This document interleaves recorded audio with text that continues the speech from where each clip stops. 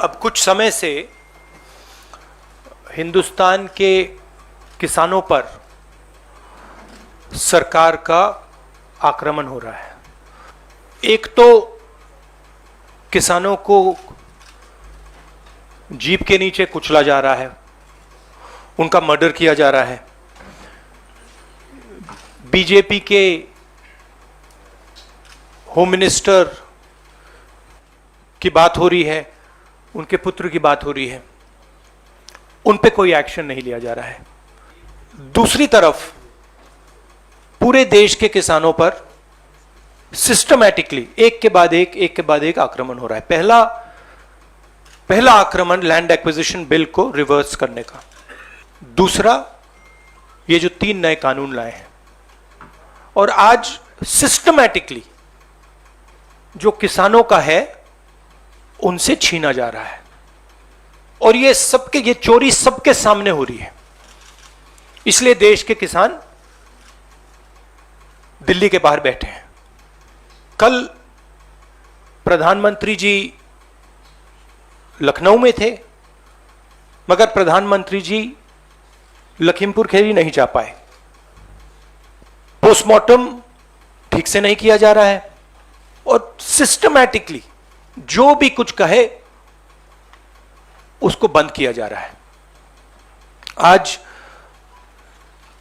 2 chief ministers के साथ हम लखनऊ जाने की कोशिश करेंगे, लखीमपुर खीरी जाने की कोशिश करेंगे, उन परिवारों से मिलने की कोशिश करेंगे।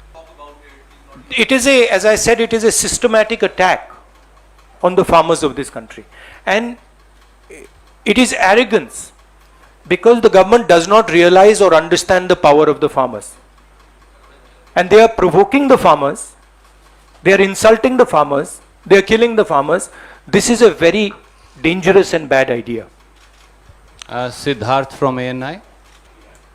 हमने उसके बारे में चिट्ठी लिखी है। हम 3 लोग जा रहे हैं। सेक्शन 144 5 लोगों को रोकता है, 3 लोग सेक्शन 144 में जा सकते हैं, तो हमने उनको चिट्ठी लिख दी है। ये जो यूपी में हो रहा है, किसानों को मारा जा रहा है, मगर इससे पहले हाथरस में भी हुआ था और उनके एक एमएलए ने भी रेप किया था। तो ये सिस्टमैटिकली ये एक नई तरीके की राजनीति हो रही है उत्तर प्रदेश में। क्रिमिनल्स जो भी करना चाहते हैं कर सकते हैं, चाहे वो बलात्कार हो, किसानों का खून हो, और जो मारते हैं, जो रेप करते हैं वो जेल के बाहर होते हैं, और जो मरते हैं वो जेल के अंदर जाते हैं। मतलब हम वहां जाके देखना चाहते हैं, समझना चाहते हैं, परिवार को सपोर्ट देना चाहते हैं। सिर्फ यहां हमें रोका जा रहा है, बाकी पार्टियों को जाने दे रहे हैं। हमने क्या गलती की है? और जहां तक प्रियंका की बात है, ठीक है, प्रियंका को बंद किया है, मगर ये मामला किसानों का है। देखिए, ये मैं आपको थोड़ा समझा देता हूं। जैसे अभी आपने बोला ये राजनीति हो रही है। देखिए, हमारा काम, ऑपोजिशन का काम प्रेशर बनाने का होता है। जब हम प्रेशर बनाते हैं तब वहां पे कार्रवाई होती है।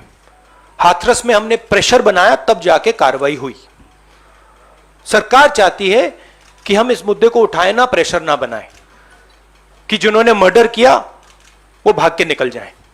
अगर हाथरस में हम गए नहीं होते, वहां पे जिन्होंने बलात्कार किया था वो सब स्कॉट फ्री निकल जाते।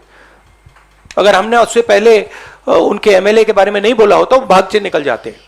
तो इसलिए हम दबाव डाल रहे हैं। हम दबाव क्यों डाल रहे हैं? क्योंकि किसानों के साथ गलत काम किया गया है, उनको मारा गया है। और सचमुच बताऊं तो ये आपका काम है, आप लोग तो करते नहीं हो। जो आपकी जिम्मेदारी है उसको तो आप निभाते नहीं हो। उल्टा आप सवाल पूछते हो कि ये पॉलिटिक्स हो रही है। आपकी जिम्मेदारी भी है, उसको तो आप भूल गए और फिर कहते हो हमें कहते हो। क्योंकि देश का जो ढांचा है, इंस्टीट्यूशनल जो स्ट्रक्चर है, उसको बीजेपी आरएसएस ने काबू कर लिया है।